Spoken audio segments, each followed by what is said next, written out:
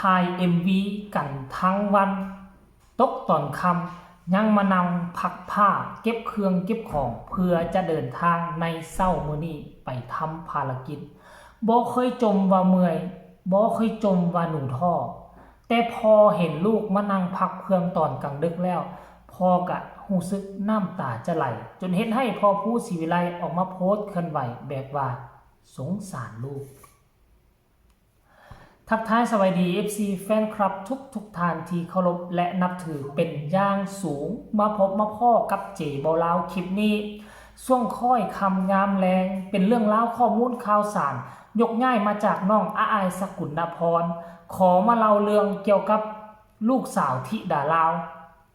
เป็นคนที่มีกระแสโด่งดังอยู่ทั้งสองฝากฟังแม่น้ำของเป็นเด็กน้อยจากเมืองสวรรณเขตของสปป.ลาวได้มามีบทบาท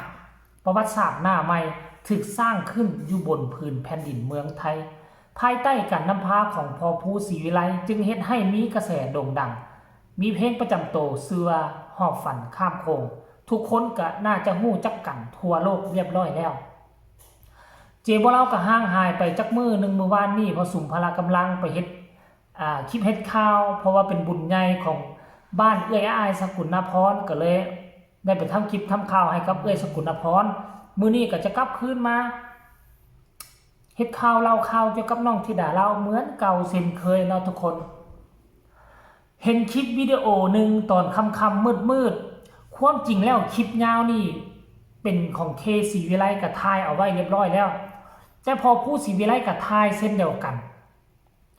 ถ่ายแล้วเพิ่นก็เอามาโพสต์ลงเนาะคือน้องธิดาลาวเป็นคนที่อดทน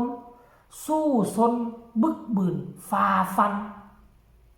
บ่คิดบ่ฝันว่าเด็กน้อยๆใจจอยโตแห้งๆคนหนึ่งนี่นะจะมีความอดทนสูงขนาดนี้ความกดดันที่คนอยู่บ้านเก่าเว้าว่าขายซากเว้าแต่ความไทยกับพอแห้งแล้วมาเจอความกดดันมีบางคน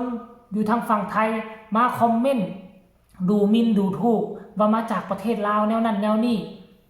กับพอแห้งแล้วหลายสิ่งหลายอย่างปัญหาที่ท้าโถมเข้ามาเนาะก็ยังโชคดีที่มี FC แฟนคลับกลุ่มน้อยๆที่คอยปกป้องเฮ็ดให้น้องธิดาลาวเข้มแข็งทั้งด้านทางกายและก็จิตใจมื้อวานนี้น่ะถ่าย MV 6เพลงน่ะเมื่อยพอแห้งละตกมาตอนแรงมาตอนค่ำนะอาบน้ำเรียบร้อยใส่ชุดนอนแล้วก็มาพับมาเก็บทั้งเคศรีวิไลทั้งพ่อผู้กะเบิ่งแล้วก็โอ้อดทนบ่ได้ก็เลยตั้งกล้องถ่ายสรุปรวมแล้วนะเด็กน้อยคนนี้เป็นเด็กที่มีความรู้ความสามารถเป็นเด็กที่อยู่เป็นจะบ่ให้คนอื่นมายุ่งมาเกี่ยวมาเดือดร้อนเลยตนเองเมื่อยสำหรับตนเองก็เฮ็ดผู้เดียวถ้ามาสมเทียบใส่ลูกๆเต้าๆของทุกทานเด้อายุซ้ำเดียวกันนี่นะยังเฮ็ดหยังบ่เป็นพ่อแม่เฮ็ดให้หมดทุกคนได้แต่น้องธิดาลาวบ่แม่นแบบสั้นอยากให้ทุกคนไปเบิ่งคลิปนี้แล้วจังมาพอกันในช่วงต่อไปขออนุญาตเจ้าของคลิปคือไอเคศรีวิไลเด้อเตรียมตัวเก็บเขาเก็บของพรุ่งนี้จะเดินทางแต่เช้าก็เลยลงจากไหลมาไปอาบน้ำมาก็มาเก็บของในบ้านของลายกว่าหมูเหลืองของเหลืองอุ้ยสิพี่มาเจอหนูสิทำไมสวยเลิศเชื่อเลิศฉีปัดมีครูมันอยู่บนหลังกะ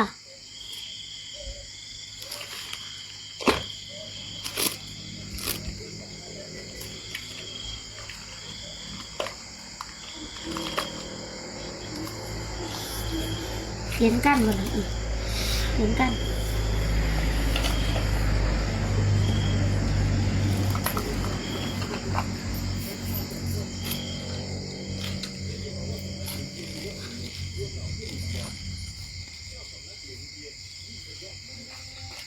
เพื่ออะไรฮะเยอะเห็นหนูนะหนูเห็นหุ้งนั่งหนูเอียงก็โยงเยอะเยิงไฟโอ้ยเขาเอินแย่งไฟเขาเอินเยิงไฟใช้ไฟจะควง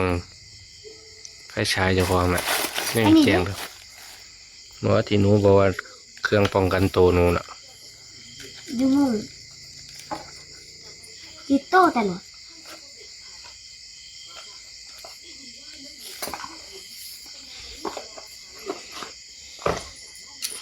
เก็บของแล้วพอดีกำลังที่เขาเต้นพอดีแจงเขารอ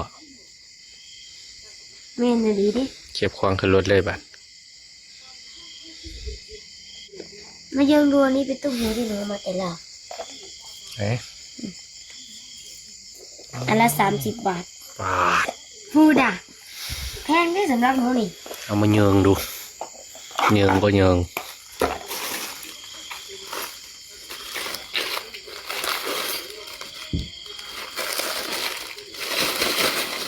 ดึกดื่นเที่ยงคืนเราไม่นอนนะคะเราจะเก็บของทำมาหากินของเรา ดีๆนะ ยอมเอาแตกยอมหยาบเลยเยอะไปหนูนะคะ เก็บดีๆได้อย่ามาตามหาน้ำผู้อื่นได้เจะวางเป็นคนเมียนได้ เยอะมาอีกคันนึงไม่เห็นเยอะมาอีกยังอีกคันนิดนึงพ้นก่อนนะคะควัดก่อน เอาดี เห็นบ่ทุกคนเห็นคลิปนี้น้ำกันบ่เก็บไปแล้วก็คิดไปเนาะเบิ่งมุมมองหนึ่งเนาะคันเฮาเบิ่งอีกมุมมองหนึ่งก็สิว่าโอ้บ่มีหยังดอกก็น้องเก็บของธรรมดาแต่พวกเจ้าลองคิดเบิ่งคนที่ห่างไกลจากบ้านจากเมือง คนห่างไกลจากพ่อจากแม่มาอยู่ในอ้อมกอดคนอื่นที่เฮาเอิ้นว่าพ่อว่าแม่ถ้าหากว่าน้องจะเฮ็ดจะวางโตคือกันกับอยู่น้ำพ่อน้ำแม่แท้ๆมันก็คงเป็นไปได้ยากเพราะฉะนั้นน้องพยายามเฮ็ดทุกอย่างด้วยตนเองเพื่ออยากให้พ่อแม่ทางอยู่ฝั่งไทยนี่น่ะได้มายุ่งมายากนำตนเองน้อยที่สุดสิ่งใดตนเองพ่อเฮ็ดได้จะนักหนาสากันจะเมื่อยขนาดใดน้องที่ดาลาวจะลงมือเฮ็ดคนเดียวแตกต่างจากเฮาในคันอยู่น้ำพ่อน้ำแม่บางคนขี้ข้านไหมงอแงงอแงพองอแงซำใดพ่อแม่เฮาก็บ่อยากให้บ่อยากด่าดิความจริงแล้วพอผู้แม่เพิ่งก็บ่ให้บ่ด่าอยู่แล้วแต่คนเฮาเวลาที่ห่างจากอ้อมกอดพ่อแม่แท้ๆไปอยู่น้ำผู้อื่นนี่จะมีความขยันขึ้นมาในตัวเลยได้จะขยันขึ้นมาทันทีจากสิ่งใดที่เฮาบ่เคยเฮ็ดเฮากระดุกระมันเฮ็ดเลยเพื่อว่าจะเฮ็ดอะไรจะปรับตัวให้เข้ากับสังคมที่บอนอยู่ใหม่นี่หั่นน่ะท่านผู้ชมเจบ่เล่าเห็นแล้วก็รู้สึกสงสารแต่ก็เฮ็ดหยังบ่ได้ก็ได้เพียงแต่เฮ็ดคลิปเล่าข่าวเพื่อส่งกำลังแห่งใจไปให้น้องที่ดาลาวยังใครแต่ว่าพอผู้แม่เพิ่งกับวงสาคณะญาติของพ่อผู้แม่เพิ่งบ่รังเกียจน้องที่ดาลาวเปิดอกเปิดใจยอมรับเอาฮักหอมกว่าลูกกว่าเต้ากว่าหลานของตนเองด้วยซ้ำไปอันนี้แหละยังมีความอุ่นใจอยู่ณที่นี้แล้วที่สำคัญยังมีพ่อแม่ FC กลุ่มน้อยๆกลุ่มเล็กๆแต่อย่างน้อยๆก็เฮ็ดให้น้องที่ดาลาวอุ่นใจมีกำลังใจสู้การสู้งานต่อไปค่อยก็ได้หวังแต่ว่าเด็กน้อยคนนี้อนาคตอันใกล้นี่จะประสบผลสำเร็จจะมีชื่อเสียงดังที่ตั้งใจหวังเอาไว้คลิปนี้เจบ่แล้วก็ขอฝากฟังเอาไว้ซ้ำนี้กันแล้วกันเนาะ FC ของน้องธิดาลาวพบกันใหม่ในคลิปหน้าสำหรับคลิปนี้สบายดี